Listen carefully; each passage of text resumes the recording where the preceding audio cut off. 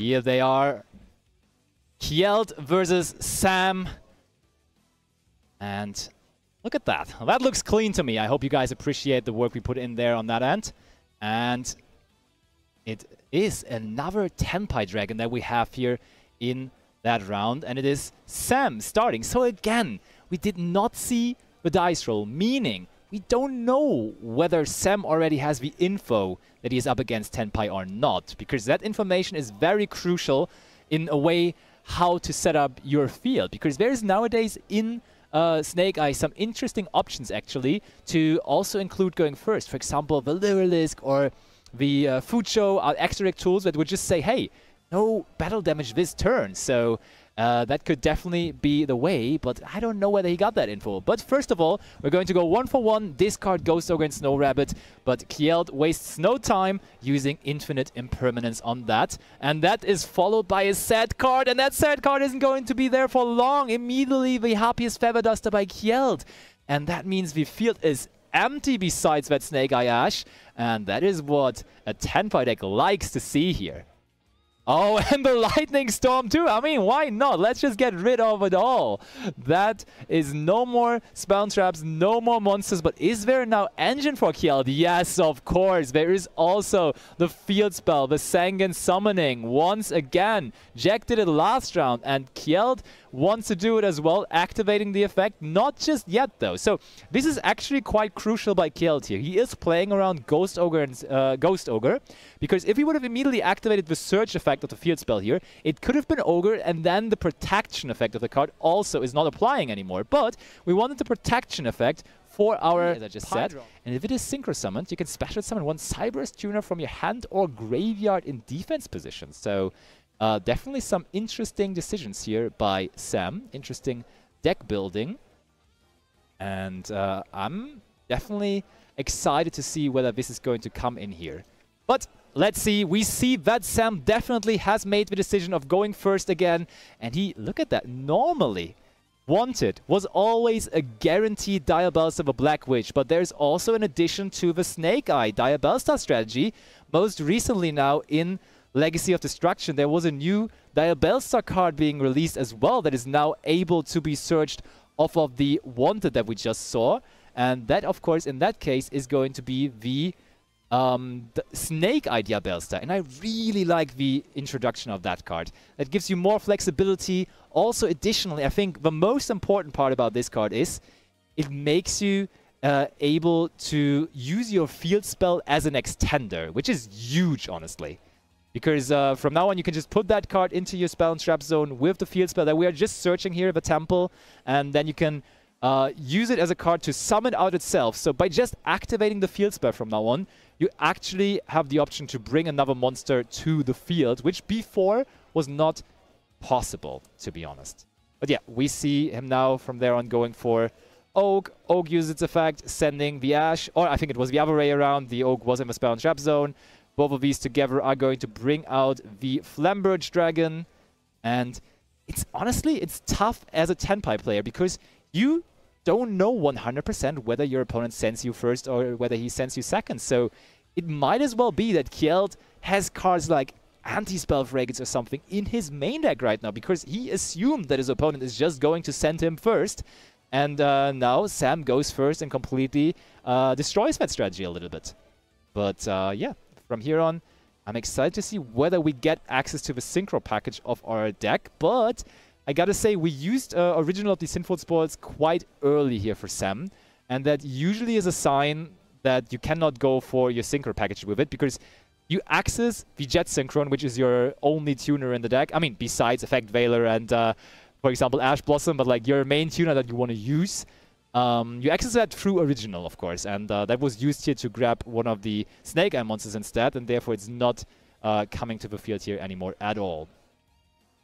Okay, now Sam is thinking, what's next here? Yeah, it looks chill, honestly. I don't think Kjeld cares too much, to be honest. He's like, okay, do your thing. I will just do Happiest Feather Duster and Lightning Storm as I did in Game 1. Easy peasy. Okay, so, oh, and Sam really has to think here. Maybe he kind of outplayed himself there, going through the motions quickly, and now at a point where he doesn't know what to do anymore necessarily. And he decides to link off Snake Eye Ash and IP Masquerena. That usually... Okay, the Poplar also is going to be used, meaning we are going for a Link 4 instead of a Link 3. And that Link 4 is going to be Apollousa. And Apollousa here has, of course, the ability to negate free monster effects as free materials were used. Now we use the effect of the Oak, Snake Eye Oak, to summon out Flamberge from the deck, and we activate the effect of Snake Eye Flamberge Dragon to put that IP Masquerena into our spell and trap zone. And yeah, that looks solid to me. A very standard, very easy setup, but is it strong enough to withstand a Tenpai deck? To withstand the power, the speed that a Tenpai Dragon can put up? Because this deck, as we saw now for 3 consecutive games basically, has the ability to just summon out so many monsters. Oh, right away. Ooh, that's an interesting decision. We go for the Infinite Impermanence on the Flamberge. So now Sam has to decide, do we chain to summon out the IP? Because if he does not chain, there is of course the chance that Kjeld just follows this up with a Lightning Storm or a Harpiest Feather Duster, and then that IP Masquerena is lost and is not going to come to the field. Let's see. Kjeld. Okay, that is a thumbs up by Sam, meaning that Impermanence has resolved, and is it followed by one of these set cards? It's not. Okay, Kashtira Fenrir coming down, meaning we can now use our field spell. We can now use the Snake Eye Temple to summon out that IP Masquerena. And that is immediately what Sam is going to do. He's announcing the effect of Snake Eye Temple, trying to bring out IP Masquerena. And...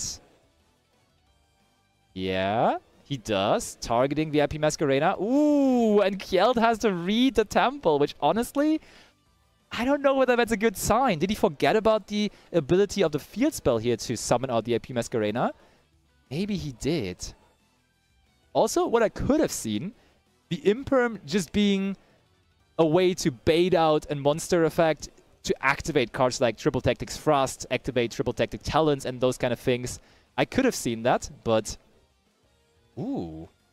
We allow the Surge effect of Kashtira Fenrir, grabbing another copy of Kashtira Fenrir, deciding not to negate it with Apollousa. And I think that is a factor in the new meta game with the new Forbidden Unlimited list and also the new set Legacy of Destruction.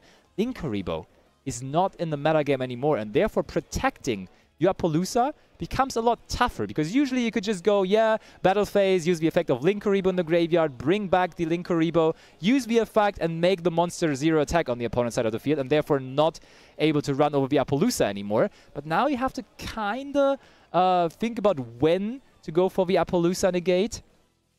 And we decided not to go after the Fenrir. Now, the problem with the Fenrir though is it will most likely just always trade with 2 negates of the Apollousa, because the first one is going to be the Search effect. We decided not to negate that. And the second one, of course, is going to be the one banishing. Okay, and we now use the effect of IP Masquerena, linking off the Flamberge Dragon and the IP Masquerena itself, now enabling, of course, Kjeld to trigger the Fenrir. And now things are kind of getting interesting, because Kjeld activates Fenrir as Chainlink 1, as he's the turn player. And if Sam wants to trigger the IP Masquerena, wants to trigger the Aspi, he cannot negate with Apollousa anymore. Okay.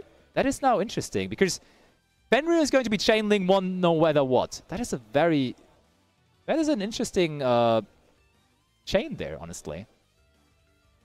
Because, like, let's break it down. Chainlink 1 as the turn player is always going to be the trigger effect of Kashtira Fenrir. Then, if Sam wants to use his trigger effects, and trigger effects in that case are going to be the Flamberge Dragon in the graveyard and the effect of SP coming to the field, because that is a summon effect. So if he decides to use those trigger effects, we cannot respond with the negate of Apollousa anymore, as our effects are already Chainlink 2, Chainlink 3, and therefore we cannot directly respond to the Fenrir anymore. But it seems like we have figured it out. It seems like the Flamberge Dragon, at the very least, did resolve. Also, the Fenrir resolved face down, banishing the SP, which is honestly quite huge.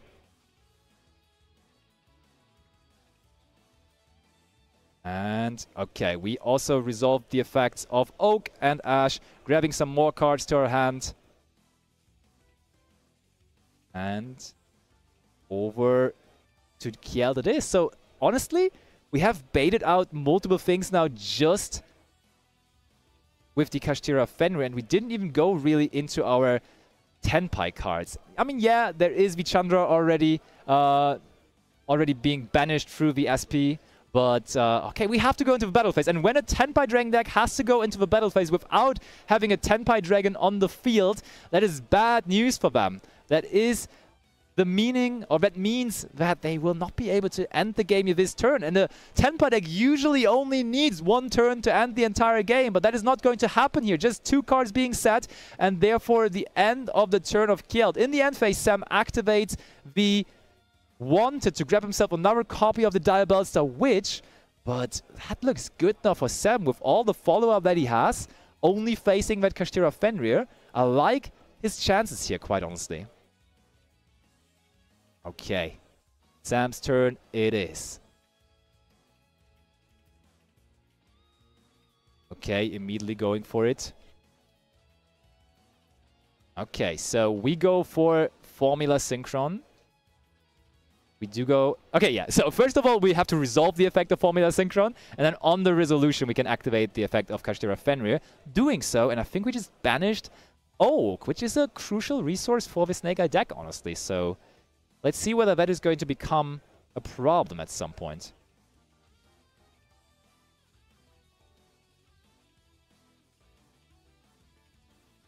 Oh, and we see triple tactic talents in the hand of Sam, which obviously is a huge factor as Kjeld just activated the monster effect in the main phase with that Kashtira Fenrir there. So Sam, with all the options ahead of him.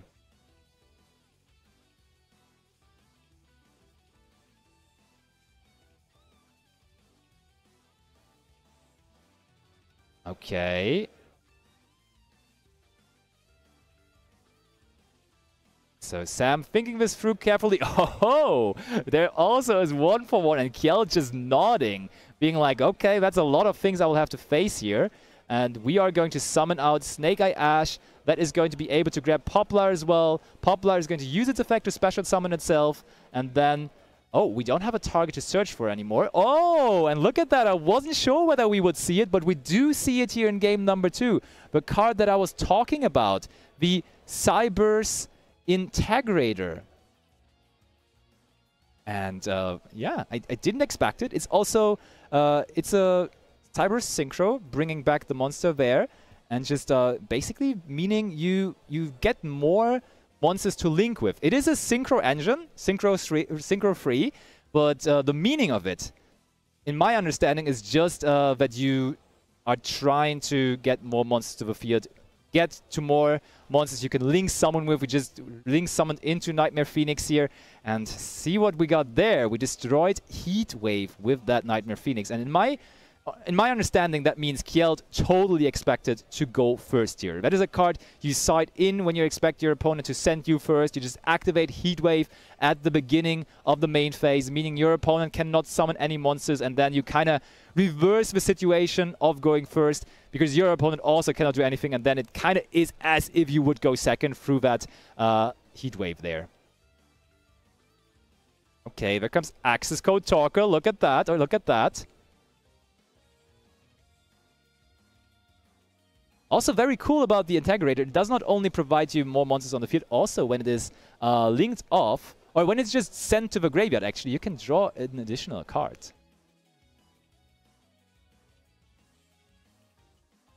Also, yeah, definitely a good catch by chat. We are only going to be able to summon Cyberse monsters if we do use the revive effect of Integrator. So in this case, we actually did not even use the revive effect, but we just ended up we just ended up drawing a card by linking it away. Snake Eyes, maybe the 2 biggest contenders to win this event this weekend. I wouldn't be surprised if we see a total underdog deck taking it all down, but definitely those are like the most likeliest decks that could do it. And no surprise, Kjeld made Sam start, and Sam cannot capitalize on that. He has to set 1 card and call it a day. Lightning Storm takes care of the Cosmic Cyclone, and Kjeld is nodding, rightfully so. He lost the situation he's in. That is just what he wanted. Oh. Sam contemplating on whether to use a response to now the quick spell. Interestingly enough, we have to use the quick spell here in the main phase. So it looks like to me that this is maybe the only access to engine. Sengen Cayman usually is being used in the battle phase, but here he wanted to grab, he wanted to search one level 4 or lower fire monster from the deck to his hand. Maybe meaning that he doesn't have any monsters at the moment. Okay, never mind. Normal summon still incoming. There already was a monster in his hand that he could summon. There already was a Tenpai Dragon Fadra.